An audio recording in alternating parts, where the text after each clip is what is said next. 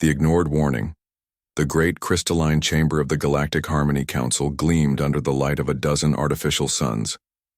Representatives from the 5 most powerful civilizations in the galaxy had gathered for what they considered a routine matter. The agenda was simple. Deal with the upstart species from the 3rd planet of an unremarkable yellow star. High Counselor Zephyros of the Ethereal Collective floated above his designated platform, his translucent form shimmering. With barely contained energy, his voice carried the authority of a being whose species had mastered space travel when most worlds were still cooling from their formation. We are here to address the communication received from the humans of Earth. War Master Krex of the brutal hegemony slammed his massive fist against his throne, causing the entire chamber to vibrate. His species had conquered 17 star systems through pure military might, and his scarred hide bore testament to countless battles. Communication? You mean the pathetic threat they dared send us? Supreme Navigator Lith of the Quantum Syndicate. Phase shifted slightly, her form becoming momentarily incorporeal. Her people had mastered dimensions beyond normal space-time, making them nearly impossible to track or attack. Indeed, the audacity of such a primitive species is amusing. The 4th member Hivemind Nexus Prime of the collective consciousness spoke through 1,000 voices in perfect unison. Their species had absorbed the knowledge and memories of millions of conquered races. We have analyzed their technological capabilities. They are centuries behind us in every meaningful metric. Finally, Elder Sage Cornith of the Ancient Dominion gestured with one of his forearms. His species was older than most stars in the galaxy, having witnessed the rise and fall of countless civilizations. Perhaps we should review their message before making final judgments. A holographic display materialized in the center of the chamber. The image showed a human woman in a simple blue suit, standing in what appeared to be a modest conference room. She had dark hair streaked with gray and eyes that seemed to carry the weight of unspoken knowledge. "Greetings, leaders of the Galactic Harmony Council," the woman began, her voice steady and calm. "I am Dr. Elena Vasquez, speaking on behalf of the United Earth Government. We have become aware of your recent discussions regarding humanity's place in the galactic community." War Master Krex snorted. "Look at her primitive surroundings. No advanced technology visible. No impressive displays of power." The human continued speaking. "We understand that your council has designated Earth as a developing world subject to your authority. We respectfully decline this designation. Humanity has chosen to remain independent." "Respectfully decline?" Zephyros laughed, a sound like wind chimes in a hurricane. "As if they have a choice in the matter." Dr. Vasquez's expression remained unchanged. "We have observed your expansion into the outer systems of our local star group. 3 worlds have been absorbed into your various empires in the past decade. We want to make our position clear."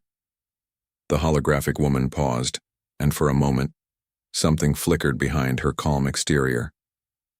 "This is humanity's only warning. Any attempt to claim Earth or its territories will be met with total resistance. We have prepared for this possibility." Hive Mind Nexus Prime's 1,000 voices whispered in unison. "Prepared? What could they possibly prepare that would concern us?" "We do not seek conflict," Dr. Vasquez continued. "But we will not submit to foreign rule. We have studied your civilizations extensively. We know your capabilities, your weaknesses, and your histories. Choose wisely."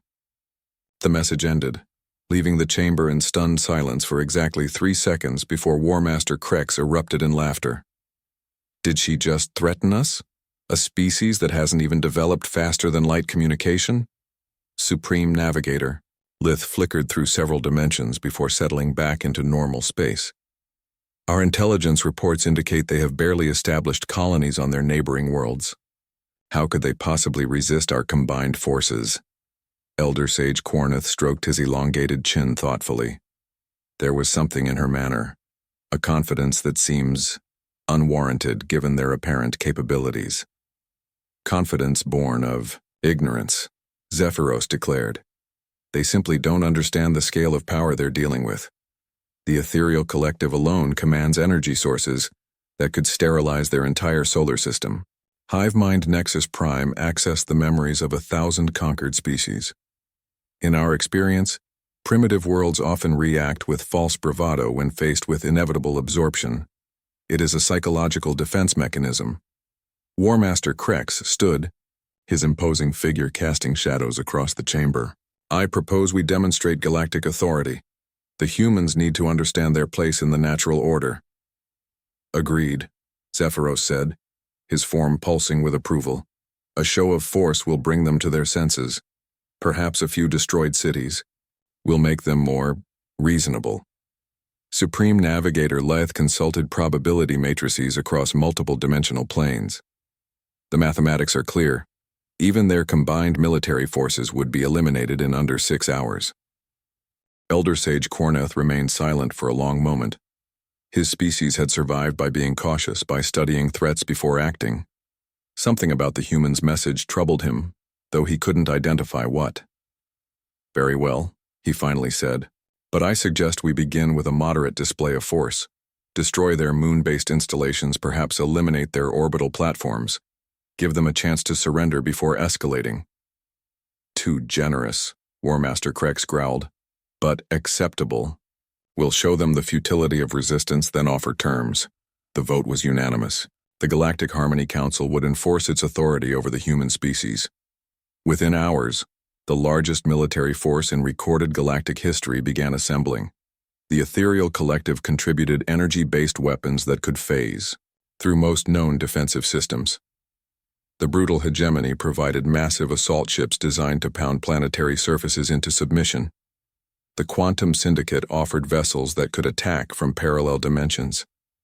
The collective consciousness brought ships guided by the combined tactical knowledge of 1,000 absorbed civilizations. The ancient Dominion contributed technology refined over millions of years. Admiral Thorn Blackwood of the Ethereal Collective was chosen to command the Joint Task Force. His experience included the subjugation of 12 different species, none of which had required more than a standard week to conquer. Target analysis complete, reported his tactical officer as their fleet approached the Sol system. Single inhabited world, minimal orbital defenses detected. Some unusual energy readings from their moon, but nothing that registers as a significant threat. How many ships do they have? Admiral Blackwood asked. Intelligence suggests perhaps 20 to 30 vessels of unknown capability.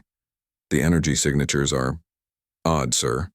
Our sensors are having difficulty getting clear readings. Admiral Blackwood studied the tactical display. Earth appeared as a blue-green sphere, peaceful and unguarded. Its moon showed some artificial structures, but nothing that looked like serious military installations.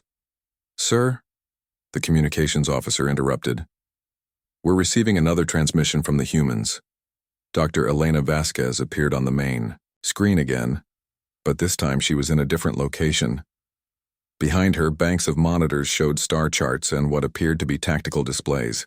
Admiral Blackwood of the Ethereal Collective, she said, somehow knowing exactly who was in command. This is your final opportunity to withdraw. You are approaching a line you do not want to cross. The Admiral laughed. Dr. Vasquez, I presume. I have 5,000 ships under my command, representing the most advanced military technology in the galaxy. What line could you possibly draw that would concern me? The human woman's expression never changed. The line between thinking you know everything and discovering how wrong you were. Admiral, your fleet is impressive. Your technology is advanced. But you made one critical error. And what error is that? Dr. Vasquez leaned forward slightly. You assumed that a species capable of issuing ultimatums to the entire galaxy might be bluffing. The transmission ended. Admiral Blackwood stared at the blank screen for a moment, then turned to his tactical officer.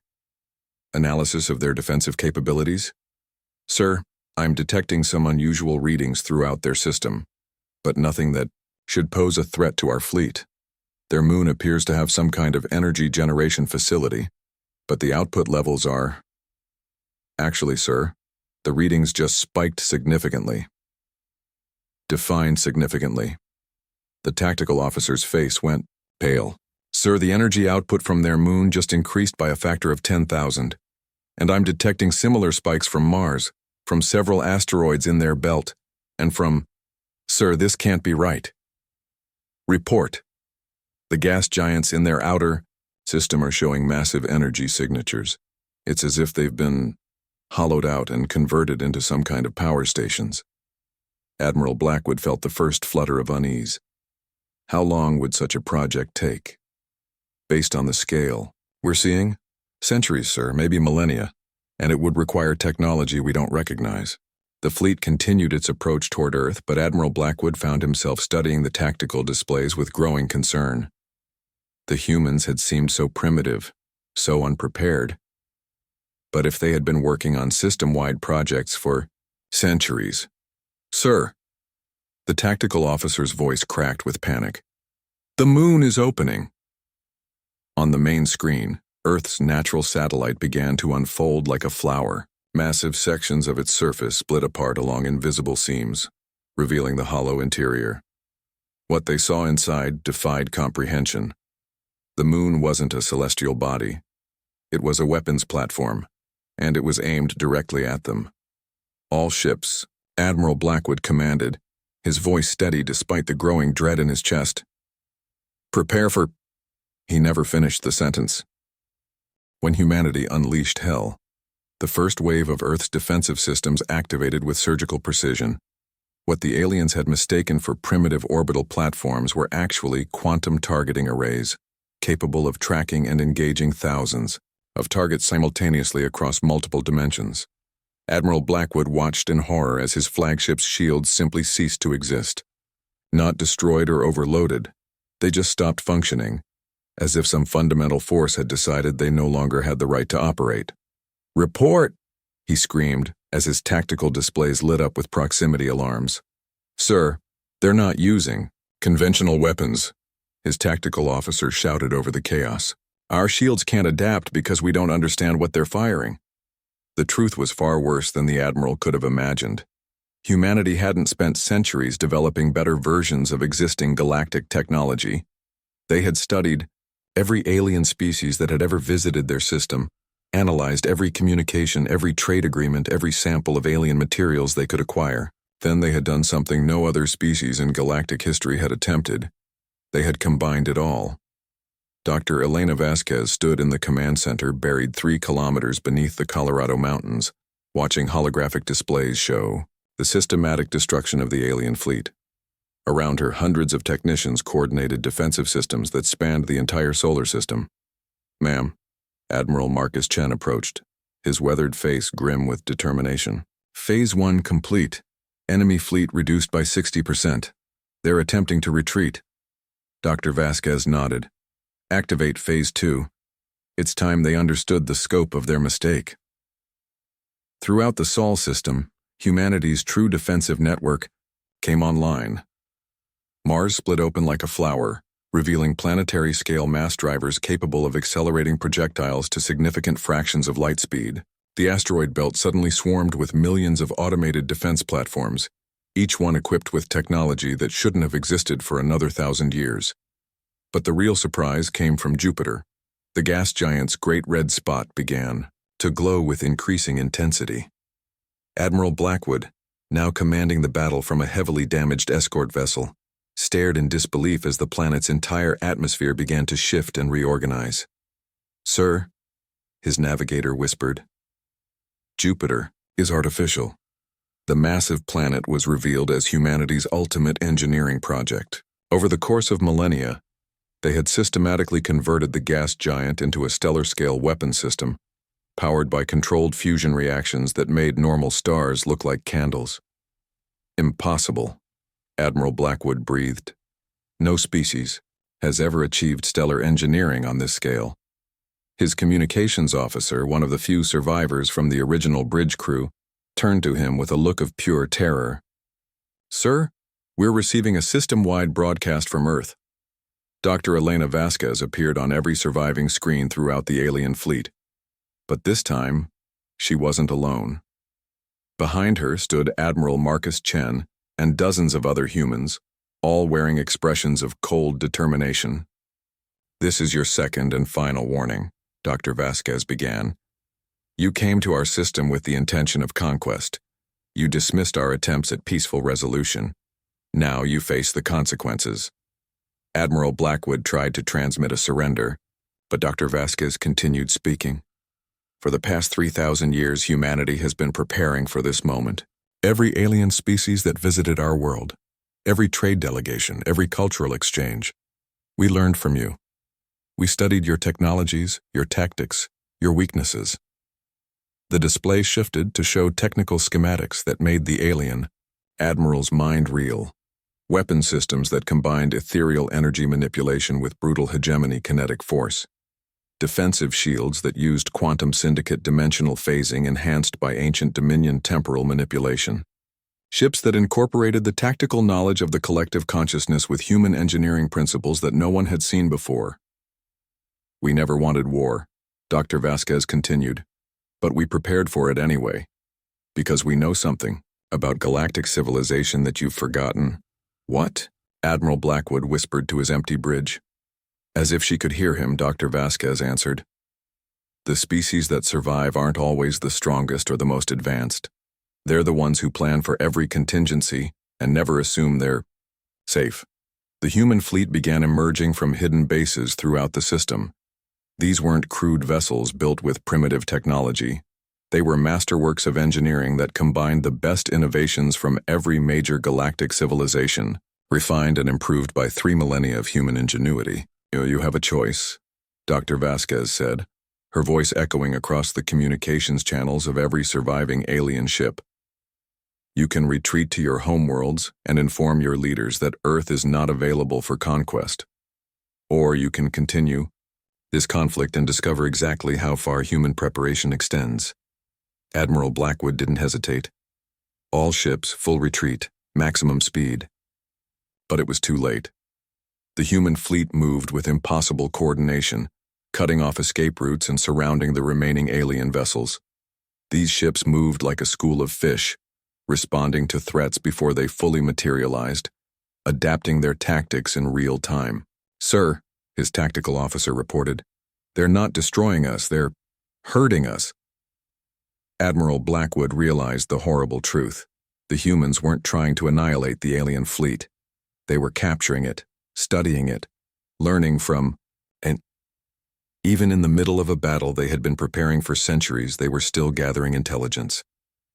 Within 6 hours, the greatest military force in galactic history had been reduced to a handful of prisoners aboard human ships.